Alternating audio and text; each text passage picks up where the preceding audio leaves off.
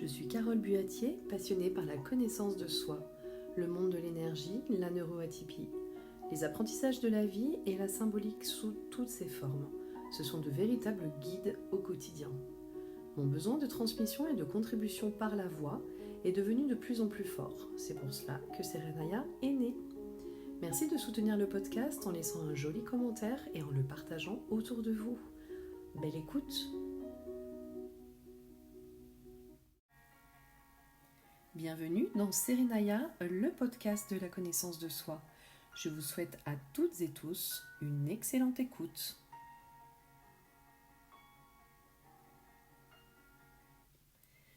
Merci de me retrouver pour ce 3e épisode de Serenaya, le podcast. Je suis vraiment ravie. J'ai eu envie de nommer ce 3e épisode « Le travail sur soi, galère sans fin ou source d'évolution ». Alors, d'abord, ce terme de travail, en fait, travailler, c'est vrai que j'affectionne pas forcément ce terme depuis que j'ai découvert son étymologie, parce qu'il provient du latin tripaliare, qui veut dire torturer, et lui-même est dérivé du mot tripalium, qui désigne en fait un instrument de torture, à 3 pales, je crois. Donc dans les mots travail, dans les mots travailler, en fait, il y a des notions de torture, de souffrance, de douleur. Donc c'est vrai que quand on parle du travail sur soi, tout de suite on se dit qu'on va en baver.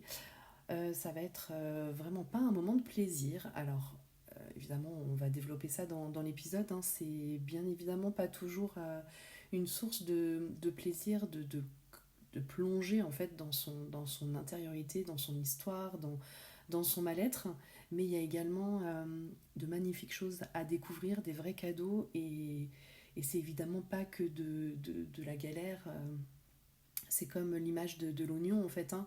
Il y a la première partie, après on creuse un peu plus loin, on épluche et on a la deuxième pelure, et au fur et à mesure, et le travail sur soi, c'est vraiment ça. Alors on peut aussi parler d'évolution, de développement personnel, de croissance individuelle.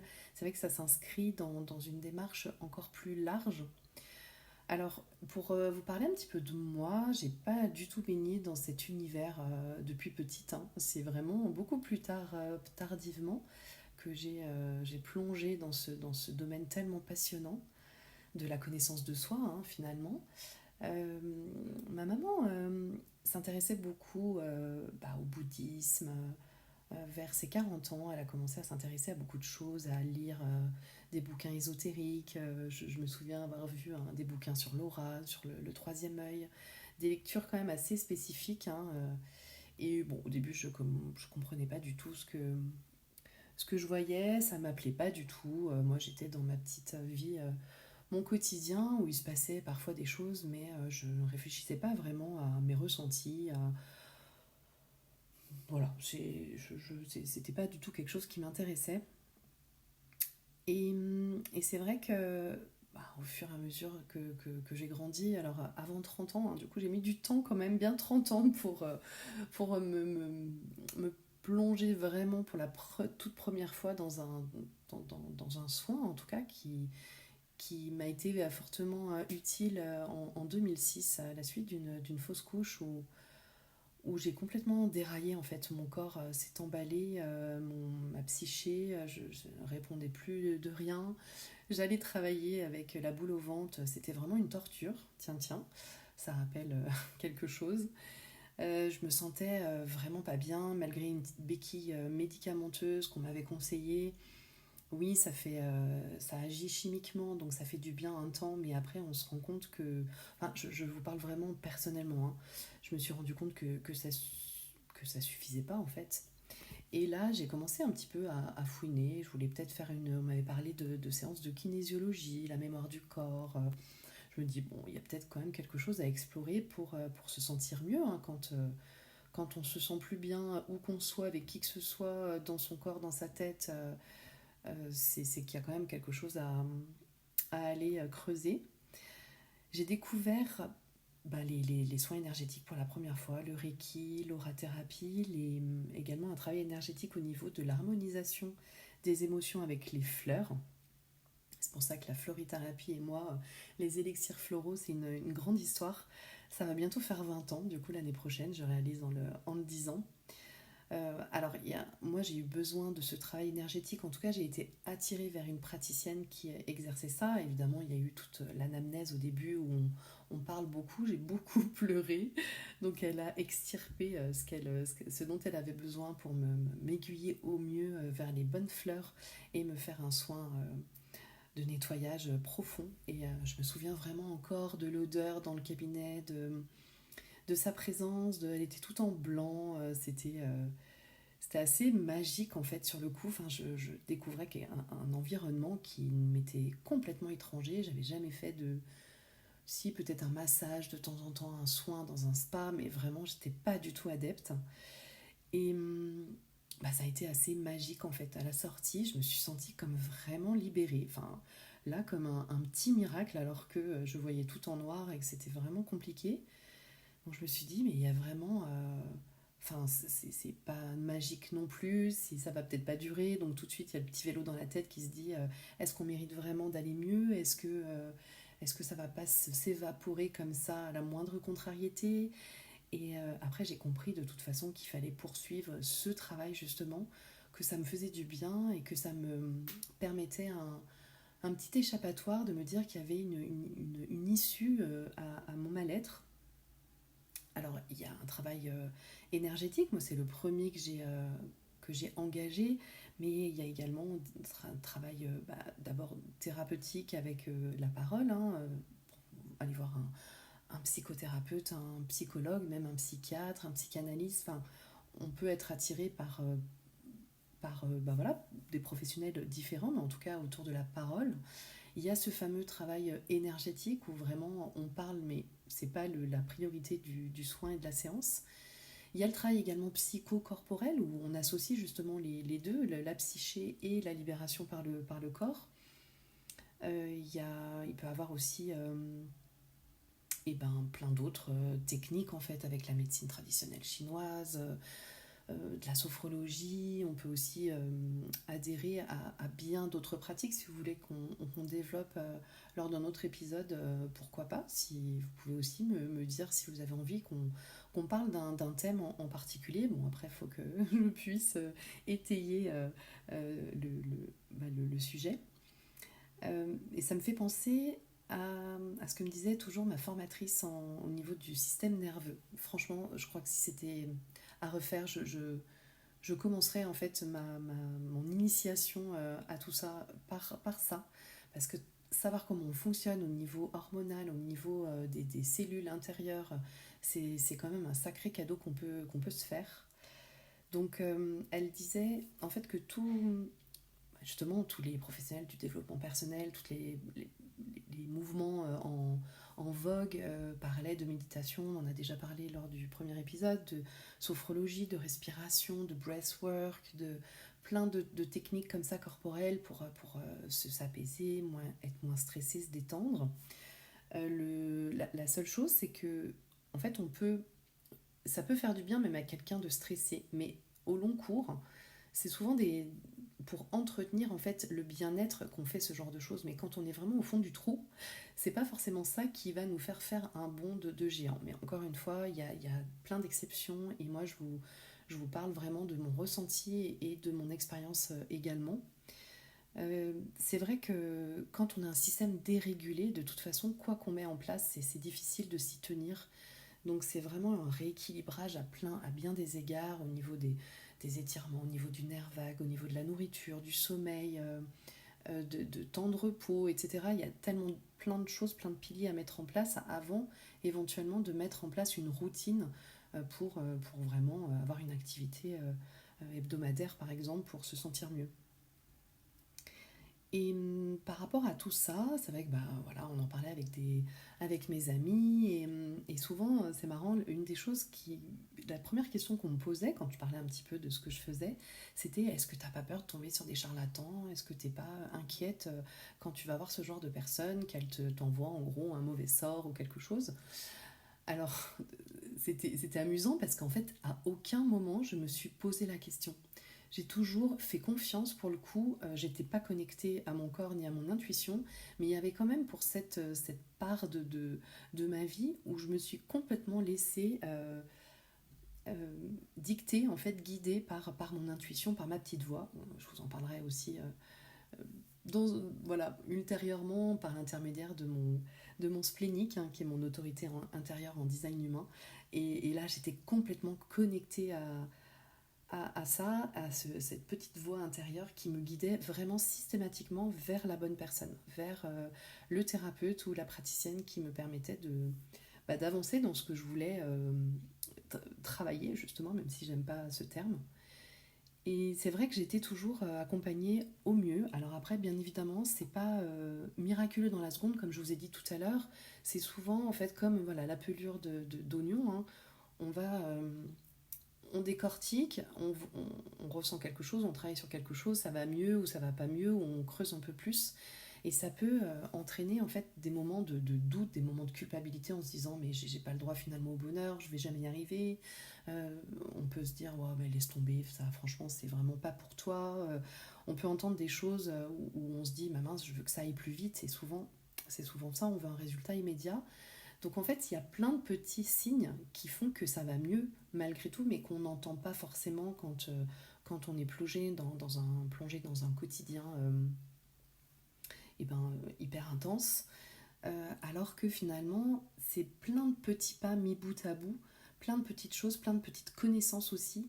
Est-ce que ça vous est pas déjà arrivé qu'on vous dise quelque chose, enfin, soit un praticien, soit une amie, soit quelqu'un de votre famille, de votre entourage, où vous dites oh ben non, ça c'est pas pour moi, je connais pas, ça me dit rien, je comprends pas. Si on vous raconte quelque chose, euh, une prise de conscience ou autre chose, et que finalement c'est plusieurs semaines après ou le lendemain enfin 48 heures après, peu importe, où vous vous dites ah mais oui mais je comprends mieux maintenant ce qu'elle a voulu me dire. Bah, ça me parle énormément parce que je viens de vivre un truc et bon sang ça m'éclaire sacrément. Donc c'est vrai que c'est aussi en fait sans parler de praticien ou de soins en cabinet ou en visio ou quoi que ce soit, c'est aussi notre quotidien qui nous permet de s'interroger, d'apprendre, de se cultiver, de réfléchir et de ressentir par certains mots, certaines réactions, hein, certaines surréactions parfois de soi-même où on se dit mais c'est pas possible, je peux pas faire autrement, c'est plus fort que moi, qu'est-ce qui se passe en fait? Et ça souvent, soit en parlant ça peut suffire, soit on a besoin d'aller plus loin et souvent on détecte des choses juste magiques et plus ça va et plus on va loin, plus on est prêt ou pas à franchir le pas pour revenir au fait de tomber sur quelqu'un qui n'était pas fait pour nous ou qu'on n'a pas aimé, qui n'a pas été à la hauteur de nos espérances. Alors c'est complètement possible. Simplement, voilà, il faut que la personne soit bienveillante, hein. Moi, j'ai vraiment besoin quand je vais voir quelqu'un qui soit voilà, accueillant, déjà que je me sente bien dans le décor, qui me regarde dans les yeux, qui est quelque chose, une ambiance en fait dans laquelle je me sens vraiment accueillie. Par contre, si je ressors et que ça m'a pas du tout fait du bien, je ne vais pas accuser le praticien, je vais me dire, bon, est-ce que j'étais prête vraiment à faire cette séance? Est-ce que des fois le travail continue sur 3 semaines, hein, bien, voilà, c'est le cycle, il faut souvent 3 semaines à nos cellules pour se renouveler et intégrer, ingérer une nouvelle information. Donc c'est important d'être patient dans ces moments-là, mais de ne pas rester en désarroi complet. Après une séance, il faut que la personne puisse vous dire je reste disponible si vous avez besoin de compléments, parfois des libérations tellement fortes.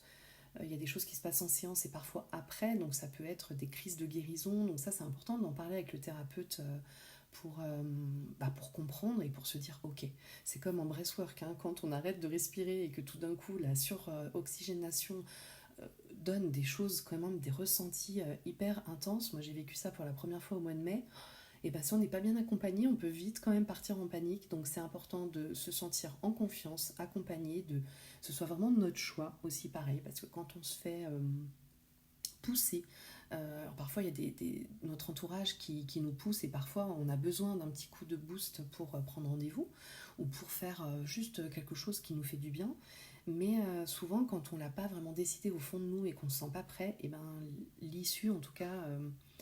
les conséquences et les bienfaits sont pas à la hauteur de ce qu'on attendait, mais pareil, de la patience, de s'autoriser à aller mieux aussi, parce que parfois on peut être accroché à ses douleurs, accroché à sa souffrance, accroché à tout ça qu'on nous a ou appris, ou on a été conditionné à se dire, bah voilà, il faut souffrir dans la vie, on n'a rien sans un travail acharné.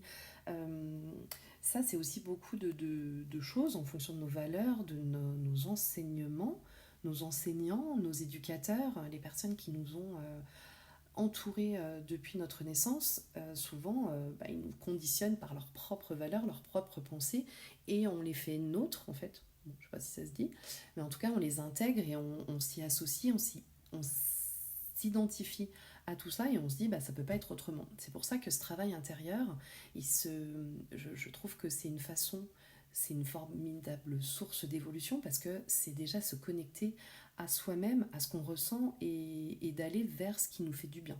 Après, il peut y avoir des coupures, on peut se dire pendant un an, allez, on se fout la paix, on fait plus rien, on lit plus rien, on n'écoute pas des milliers de podcasts, des milliers de personnes sur Instagram et les réseaux qui nous donnent 50 000 informations et parfois c'est vrai que trop d'informations peut entraîner en fait une rumination et nous déstabiliser et la clarté mentale est pas au rendez-vous et le but c'est ça, c'est d'avoir toujours notre discernement et de pouvoir être en phase en fait avec ce qu'on vit et surtout de se faire confiance et de se dire que le meilleur reste à venir et qu'on a toujours à apprendre.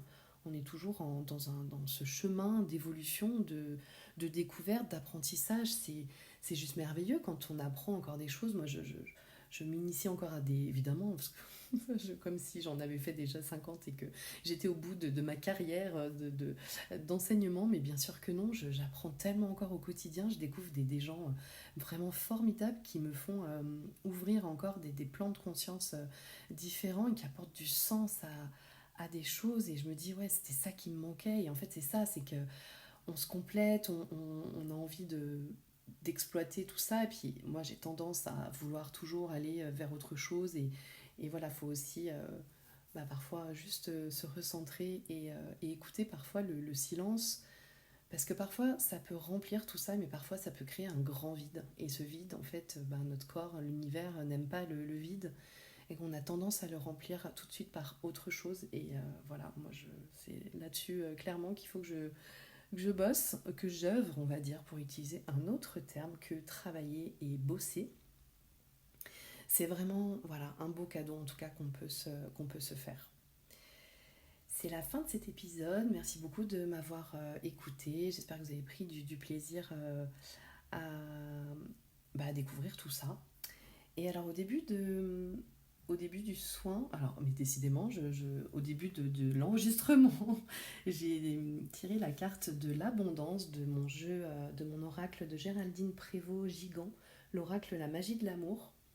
Donc l'abondance pour commencer l'enregistrement et je me suis connectée pour la dernière carte en fait que j'allais vous apporter, enfin vous exprimer en fin de séance et c'est l'intention avec une jolie illustration. Donc je vais vous lire la prière de l'intention. Je vais vers le vide en moi, j'invite le silence, je laisse passer les pensées afin de me poser en mon centre. Au cœur de mon être, je m'installe dans cet espace de calme et de paix, où tout est juste et sage, loin du tumulte, de mes pensées et de mes émotions. Ici, dans le calme, je peux laisser émerger le pourquoi. Ici, j'entends mes intentions, les plus pures, les plus justes. Ce que je souhaite vient de la partie de moi immensément sage. Ici, je peux décider le pourquoi.